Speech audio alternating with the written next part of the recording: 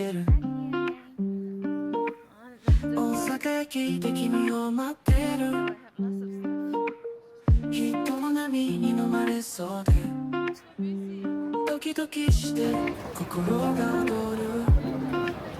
時計の針が遅く感じるでも君の笑顔が浮かんでくる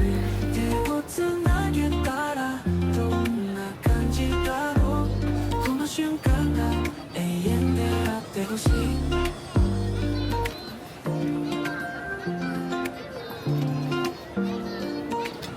カフェの前で君を見つけた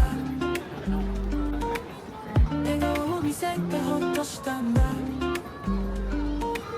こんにちはと声をかけたら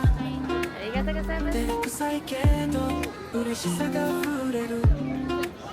時計の針が遅く感じるでも君の笑顔が浮かんでくる手をつなげたらどんな感じだろうこの瞬間が永遠であってほしい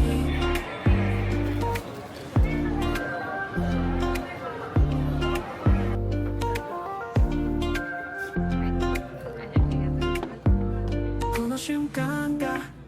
夢みたいでずっとずっと一緒にいたい大阪の街が輝く中で君と僕の物語が始まる時計の針が遅く感じるでも君の笑顔が浮かんでくる